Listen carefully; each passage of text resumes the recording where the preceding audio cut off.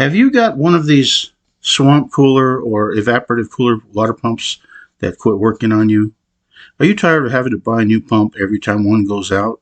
After all, these things aren't cheap. Well, I'm going to show you how easy it is to save yourself the cost of a new pump and possibly never have to buy another one of these things again. Granted, the solution I'm going to show you can't fix every problem. But if you power up your pump and you hear this noise,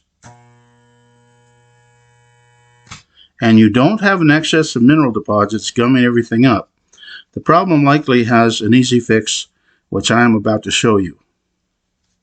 The first thing you do is remove the top cover or cap. You do this by removing two little Phillips head bolts that hold the cover in place.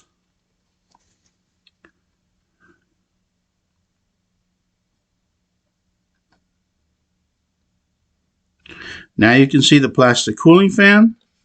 This fan spins with the rotor and cools the stator coils. This fan is just pressed onto the rotor shaft. Give it a good pull and it should slide right off. Now you can access the bolts that hold everything in place. These bolts run the length of the stator and the case of the pump. The heads of these bolts are 1/4 inch hex heads, and you'll need a 1/4 inch nut driver or a 4-way screwdriver like the one I'm using here. The nuts on the bottom are 5/16 inch. You can use pliers on these if you don't have a small wrench. Now be careful with these bolts. If they happen to be frozen in place or show any rust, you might have to loosen them up with some liquid wrench or a drop of oil. Let them soak a while. Whatever you do, don't force them. They are thin bolts and won't take a lot of force to break. I know from experience. Now simply unscrew the bolts until they can be removed. As you can see, these pumps are super easy to take apart, and they're just as easy to put back together, so there's no reason to be afraid to tackle this job. It really is an easy fix. So now you see the bolts. There's not much to them. They're thin, so you got to be careful when you take them out. Now this procedure has never failed me. I've rebuilt several of these pumps, and every single one of them I got working like brand new. Once you get these bolts out, there's a cable tie that holds the power cord in place,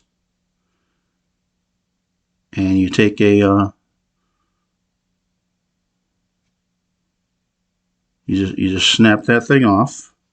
Just clip off the cable tie that holds the power cord in place. Once you do this, the stator should just fall out into your hand like this. You can see the coil around the core of the stator. These coils are what create the rotating magnetic field that causes the rotor to spin. Now this is the interesting part. The rotor never touches any part of the stator. This is why I was scratching my head at first, trying to figure out why my pump stopped working. Besides the tiny little bronze bushings on each of the stator brackets that the rotor shaft spins on, there are no parts that touch, so there are no parts to wear out.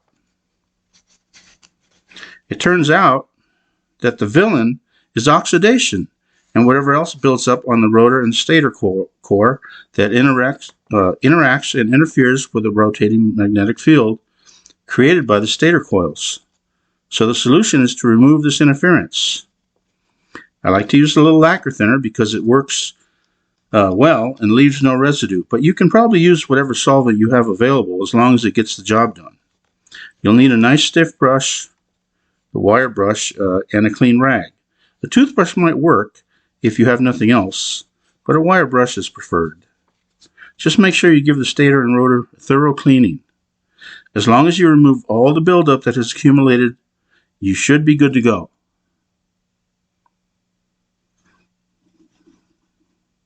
I've had some of these motors that have had a lot of buildup and some that have hardly been noticeable, but it doesn't take much.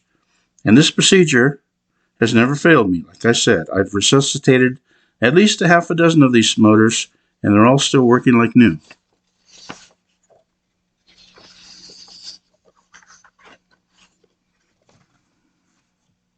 So what I'm doing here is just cleaning out the oxidation or whatever builds up over time on the stator, on the core.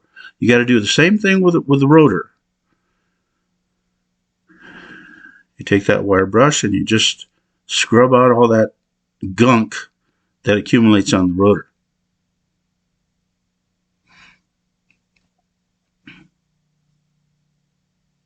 It's amazing how a little bit of oxidation can interfere with that magnetic field and cause these things to stop working.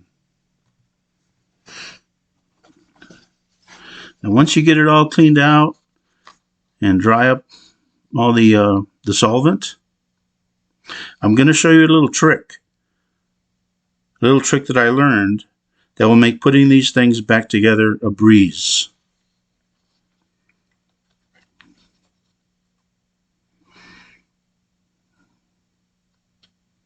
Now you've got it all cleaned out. What you want to do is line up the upper and lower parts of the plastic case and begin feeding one of those long thin bolts up from the bottom and through one of the holes on the bottom stator bracket, just enough so that the bracket can't move around.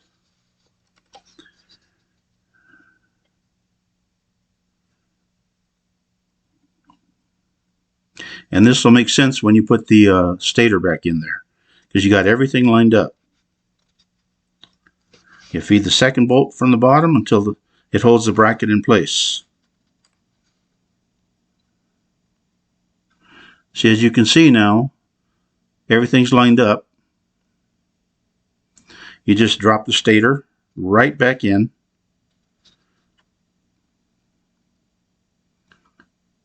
It can only fit one way. You'll notice when it drops in place, and you can't move it around because everything's lined up, and those bolts on the bottom are holding everything in place. So then you just replace the stator bracket on top of the stator. At this point, you should make sure any wires are out of the way. In my case, I have a little green ground wire that I placed away from the rest of the power cord so that it's out of the way of and doesn't interfere with the cooling fan once I reinstall it.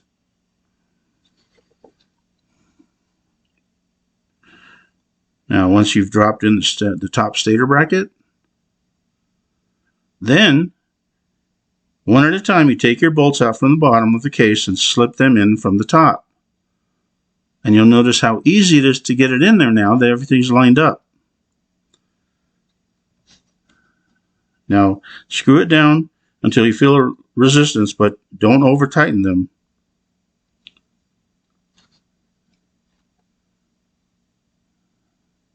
It doesn't take much to twist off these bolts if they're not, if they're frozen in place. Like I said, you need to use some a little solvent if they are. You see any rust at all, just let them soak for a little while until they loosen up. Now you take the little nuts and you thread them onto the bottom of the bolts. We're almost there. Just give it a twist.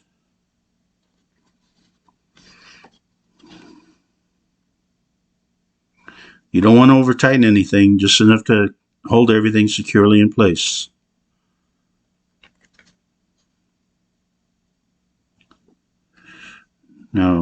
Now you want to feed the cable tie in from the back side.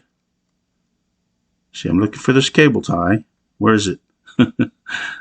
Okay, you take this cable tie and you replace it by putting it in from the back side so that the head of the cable tie doesn't interfere with the cap once you put that back on.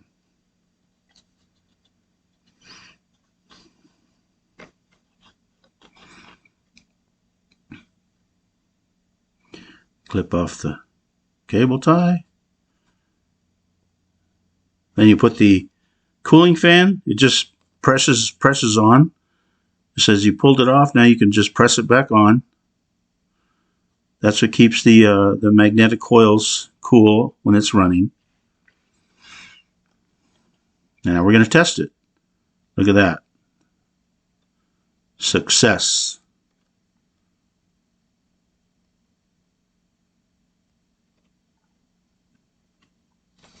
Now, the last thing to do, all you have to do is replace the cap.